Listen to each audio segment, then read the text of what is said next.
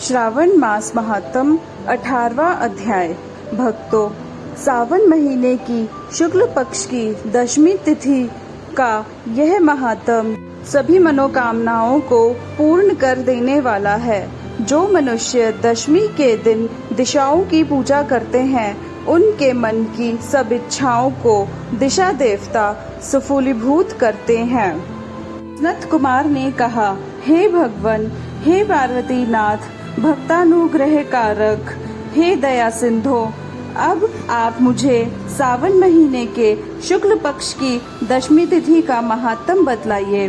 भगवान श्री सदाशिव ने कहा, हे सनत कुमार, सावन महीने की शुक्ल पक्ष की दशमी तिथि के दिन इस व्रत को आरंभ करके इस प्रकार 12 महीनों तक उत्तम व्रत करके सावन शुक्ल दशमी के दिन इस व्रत का उद्यापन करना चाहिए।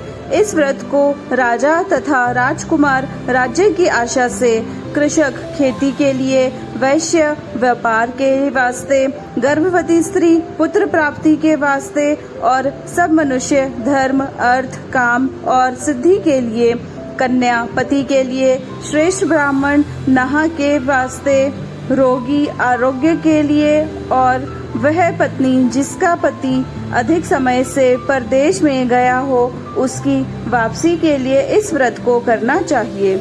इन कामों के लिए और दूसरे कामों के लिए आषाढ़ व्रत करना चाहिए।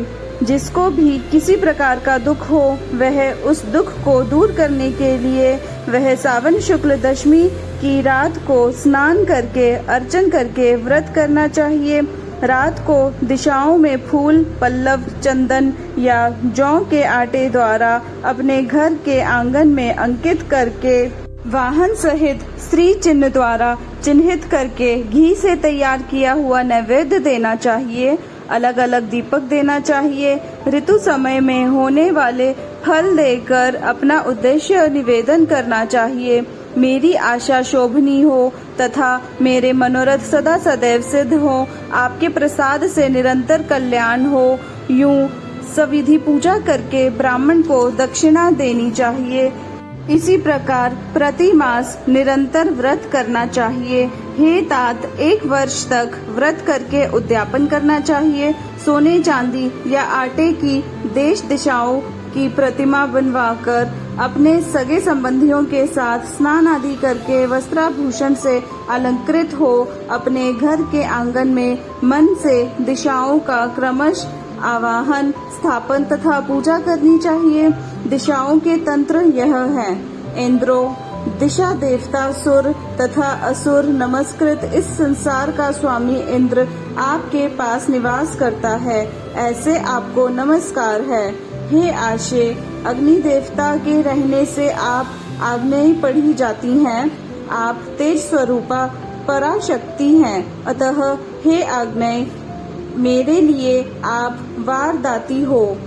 हे याम्ये, यह धर्मराज आपका आश्रय लेकर इस सारे संसार को दंड देते हैं, अतः आपको संयमनी कहते हैं। हे संयमनी, आप मेरे लिए उत्तम कार्य को देने वाली हो। हे आशे, हाथ में खड्ग लिए अत्यंत विकराल रूपी मृत्युदेव निरति स्थान में आपके पास निवास करते हैं, अतः आप निर्विरूपा हो।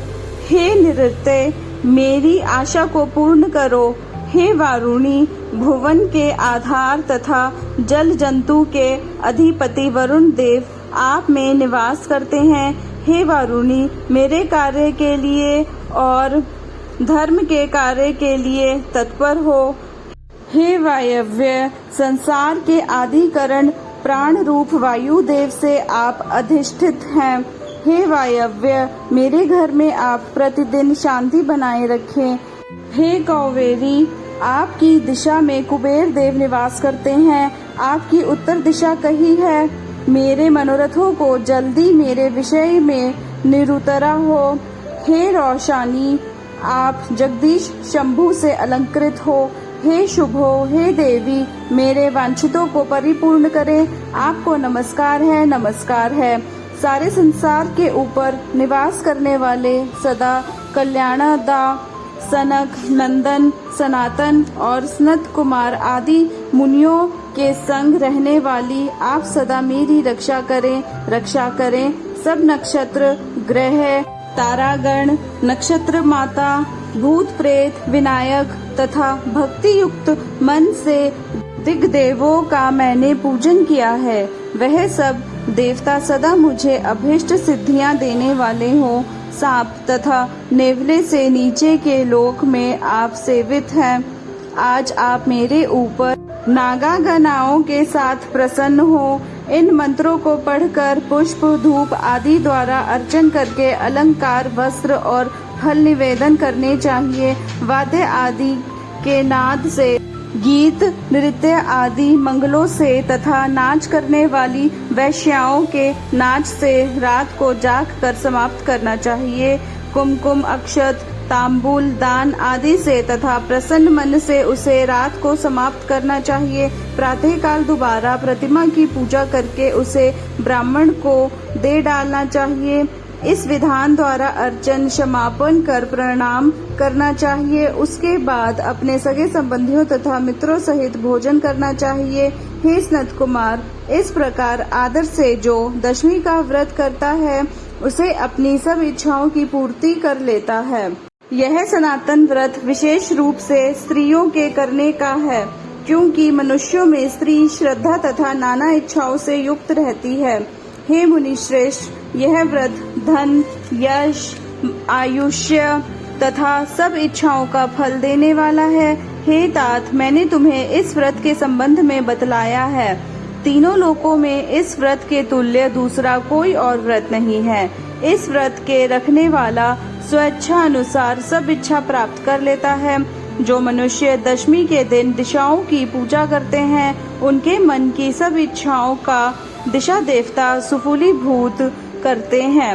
हे सनत कुमार, इसमें विशेष कथन से क्या लाभ है? यह व्रत मोक्ष फल देने वाला है। इसमें सोच विचार नहीं करना चाहिए। बस इतना कहना ही पर्याप्त है कि इस व्रत के तुल्य ना कोई व्रत आज तक हुआ है और ना आगे होगा। 18वां अध्याय समाप्त। धन्यवाद।